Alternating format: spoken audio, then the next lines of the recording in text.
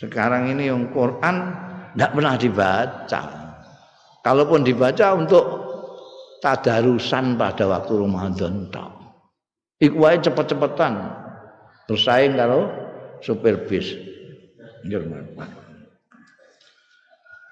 Nggo bangga-banggaan sakulan katam ping pindho ping telu ngono kuwi. Baca pun tidak sampai dimaknani. Dimaknani pun tidak sampai dimurati. Dimurati pun tidak sampai dipahami. Dipahami pun tidak sampai dihayati. Dihayati pun tidak sampai diamalkan. Jadi saiki delok nggih contoh aja, contoh kecil. Kamu sudah baca Quran ini sudah berapa kali?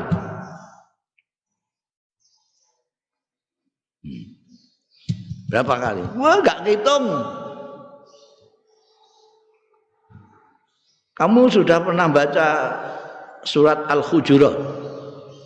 Surat yang ke-49 itu. Sudah pernah? Isinya apa saja?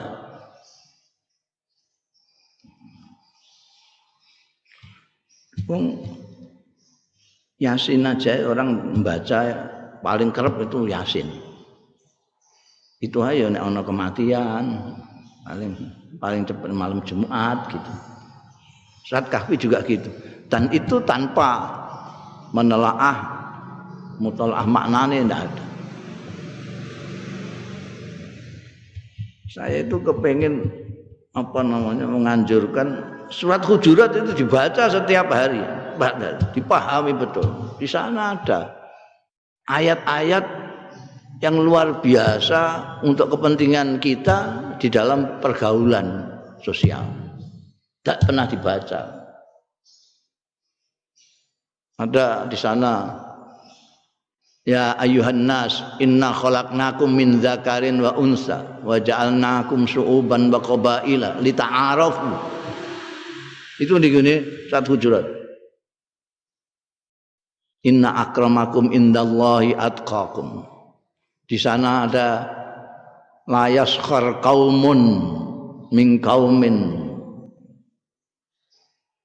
Di sana ada wala yakhtab ba'dukum. Itu banyak sekali enggak diwaca. Buktinya enggak diwaca. Terus saiki akeh sing tidak saling memahami dengan orang. Sekarang ini orang saling mengolok-olok orang juga biasa. Wa talmizu ampusakum bil alqab. Ini sekarang sudah wong Islam kabeh iku arang-arang sing ora Islam. Do wadan-wadanan itu. Apa mereka enggak baca? Antara dua. Atau mereka enggak baca, atau mereka mengabaikan pedomannya sendiri. Kan gitu.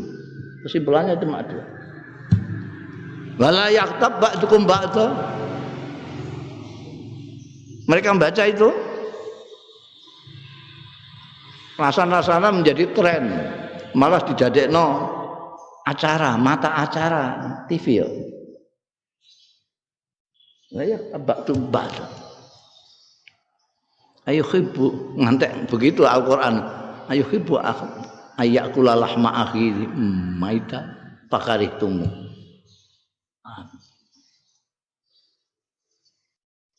Suudzon inna ba'dadzon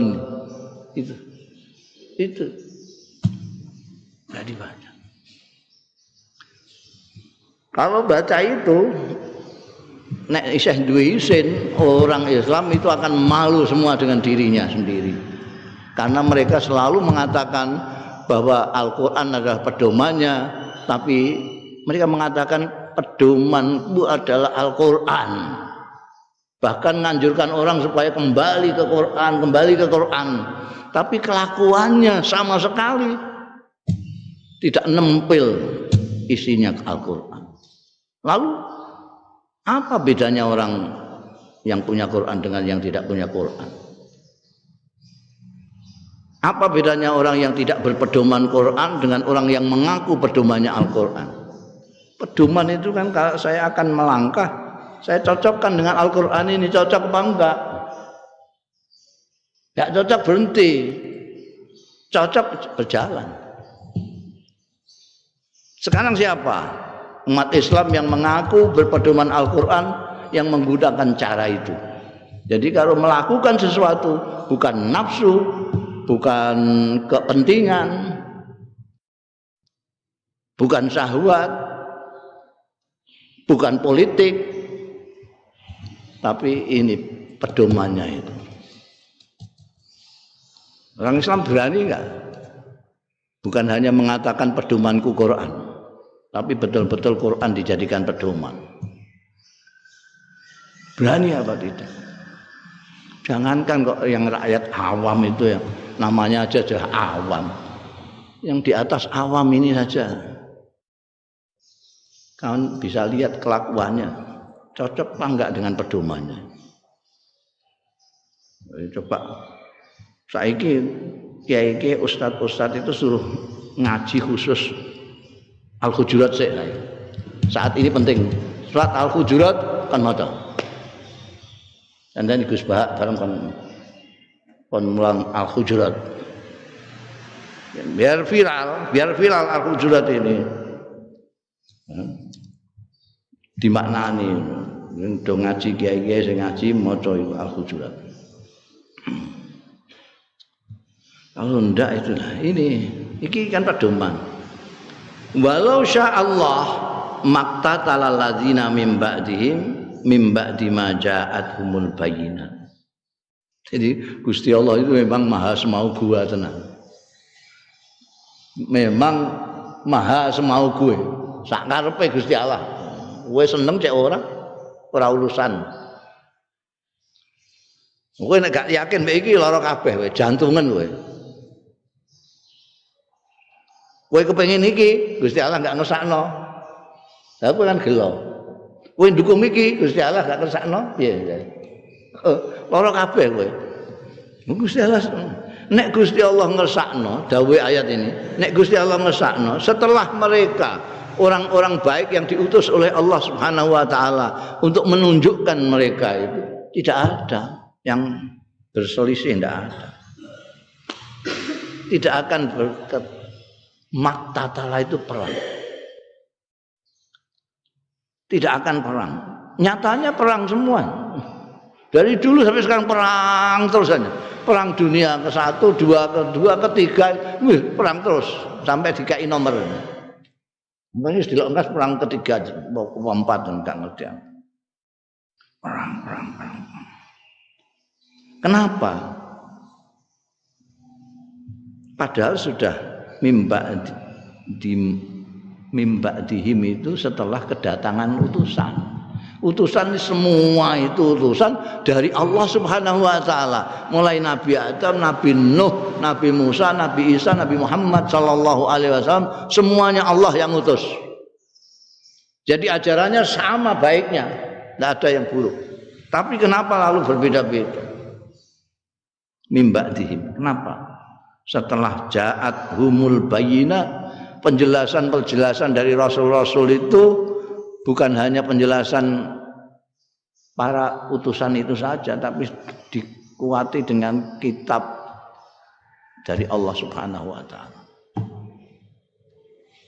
Ada Zabur, ada Taurat, ada Injil, ada Al-Qur'anul Karim.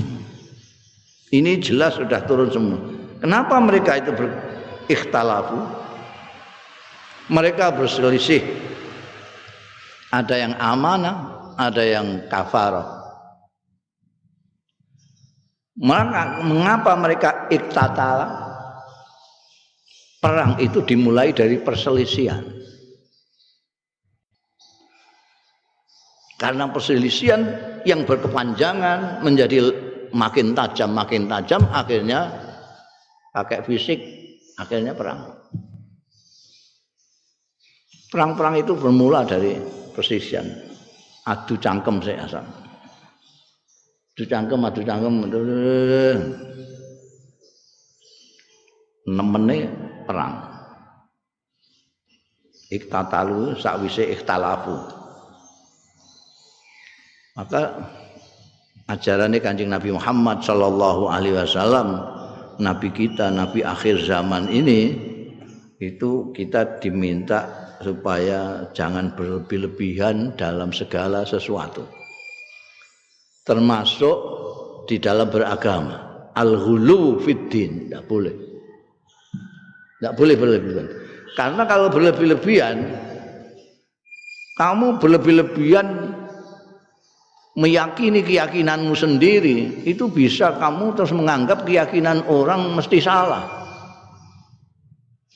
Kalau kamu berlebih-lebihan meyakini pendapatmu sendiri, itu kamu pendapat orang lain kamu anggap tidak ada.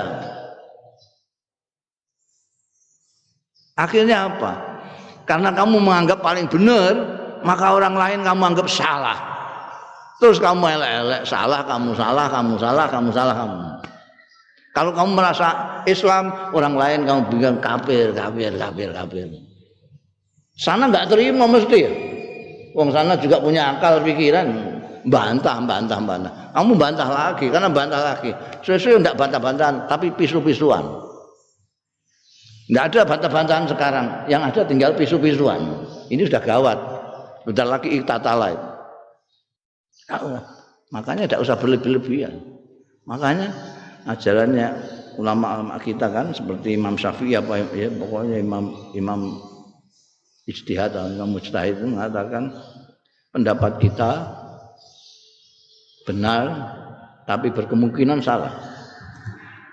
Pendapat orang salah tapi berkemungkinan benar.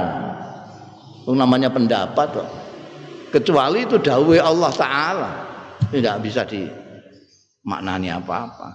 Kalau namanya masih ijtihadiyah, pendapat, itu jangan dianggap seperti dawuh Gusti Allah, itu salah-salah bisa menjadi syirik gitu. Kalau kita menganggap pendapat kita mutlak benar, itu berarti kita menyamakan dengan Allah Subhanahu wa taala. Karena yang mutlak benar hanya Allah Ta'ala. Mengapa kita memutrakkan diri kita sendiri? Karena kita berlebih-lebihan menyintai diri kita sendiri, pendapat kita sendiri, keyakinan kita sendiri. Seolah-olah orang lain salah semua. Ada orang mengkafirkan orang lain karena dia merasa paling top, kayak orang Khawarij itu. Semua orang dianggap kafir semua, kecuali dia. Juga nggak mikir itu. Lah nek ndikne tok sing iku kan swarga kan komplang. Isine mau ndikne tok. Semangsane swarga iku koyo sak omahe ndikne ngono piye. Sing mlebu swarga ndikne tok mergo sing liyane sesat kabeh. Padahal swarga iku ardhas samawati wal ardh. Orang tak